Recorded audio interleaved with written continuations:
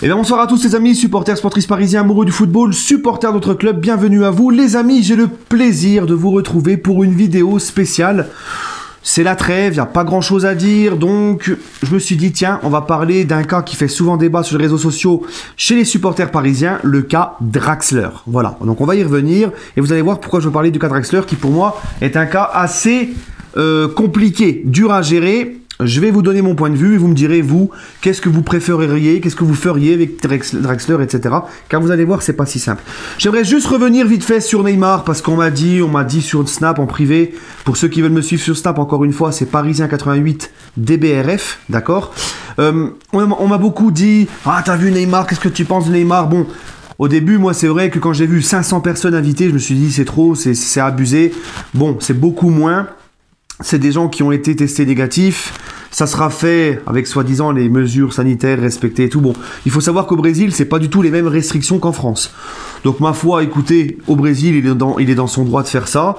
C'est Neymar, vous le connaissez, faut pas être étonné, il aime la teuf, il aime la fête. Je vais pas faire des vidéos à chaque fois qu'il fait la fête. Hein. Moi, tout ce que je lui demande, c'est qu'on me dise pas à la trêve, ouais, il est fatigué ou qu'il se répète la cheville tout seul ou quoi que ce soit. Hein. Vous connaissez mon point de vue sur l'hygiène de vie de Neymar. Alors, on sait que pendant 5 jours, ça va picoler, ça va faire le con. C'est pas trop ma tasse de thé, mais bon, c'est Neymar, c'est comme ça sera comme ça jusqu'à la fin de sa carrière.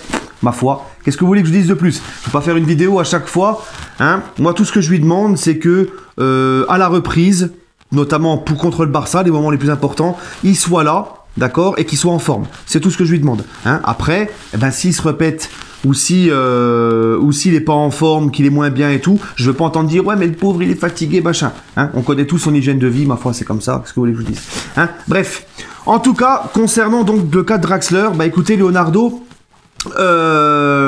j'aimerais pas être à la place de Leonardo dans ce dossier parce que je vois beaucoup de supporters parisiens qui disent ouais, Leonardo c'est un incompétent, le cas Draxler, qu'est-ce qu'il attend pour faire prolonger Draxler, et Leonardo il dort, et Leonardo, déjà faut arrêter de croire que Leonardo, hein, les amis, faut arrêter de croire que Leonardo fait exprès de saboter le PSG. Il y a des gens qui les écoutent, c'est ça. Leonardo, il sabote le PSG.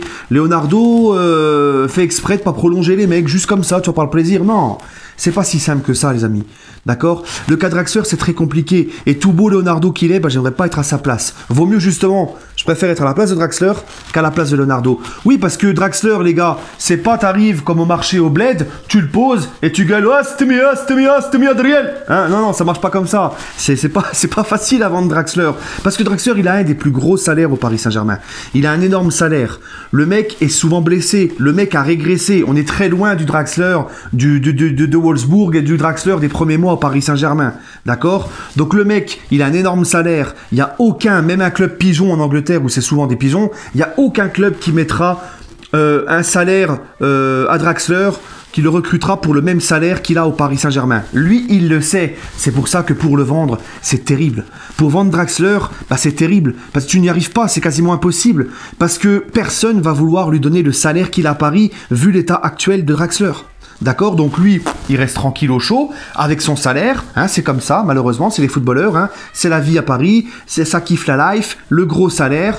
Donc voilà, donc déjà pour le vendre, il faut se lever de bonne heure. D'accord? Et lui, c'est tout à fait normal qu'il veuille rester et qu'il ne veuille pas partir avec un tel salaire. Voilà. Et c'est aussi normal que donc des clubs ne mettent pas autant de salaire qu'à Paris pour lui.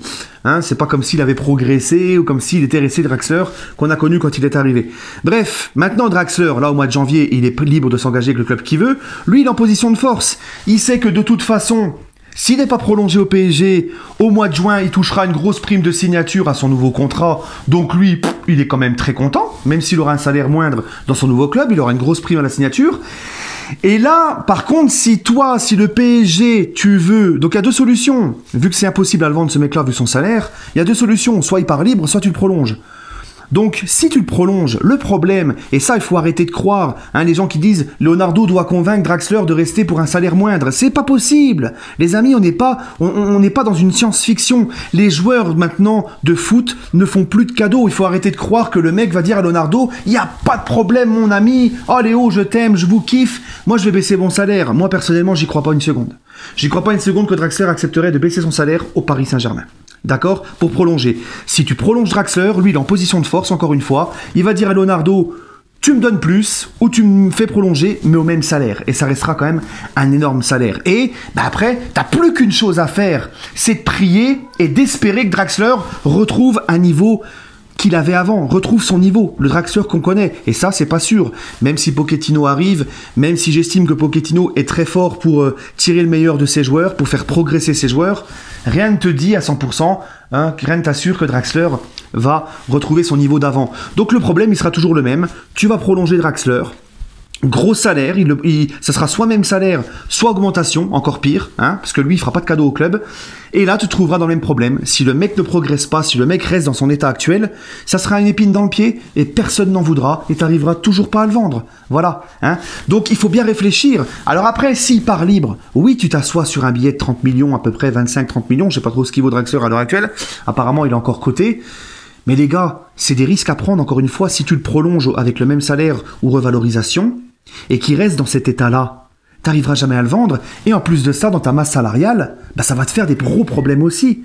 Donc moi, je me dis, qu'est-ce que doit faire finalement le Paris Saint-Germain? Le prolonger avec des risques, ou le laisser partir libre? C'est très compliqué. Vraiment, c'est très compliqué comme sujet. Et je pense que le PSG doit très bien réfléchir parce que le laisser partir au mois de juin, finalement, tu te dis, bon, c'est une catastrophe pour nous parce qu'on va s'asseoir sur un bon billet. Mais au final, tu te dis, le prolonger, c'est risqué. Et tu te dis, au moins, tu auras ta masse salariale allégée. Parce que c'est compliqué avec ce gars-là. Donc, je vous pose la question, qu'est-ce que vous voulez? Est-ce qu'on tente le coup? Est-ce que le PSG doit tenter le coup de le prolonger et espérer, avec un nouvel entraîneur, Pochettino, un nouveau système de jeu, un mec qui sait tirer le meilleur de son groupe, qui peut lui redonner confiance, donc le prolonger et espérer qu'il retrouve son niveau, ou le laisser partir libre, tant pis, tu t'assois sur 30 millions, mais tu fais des économies sur la masse salariale et tu t'enlèves une épine du pied. Voilà, donc moi je vous pose la question, les amis. Dites-moi votre ressenti en commentaire. Sur ce, prenez soin de vous. Et demain, dernière vidéo sur le Tuche. Oui, j'aimerais faire une vidéo du bilan de Tuchel au Paris Saint-Germain. Voilà, une petite dernière pour la route. Allez, les amis, prenez soin de vous et allez Paris.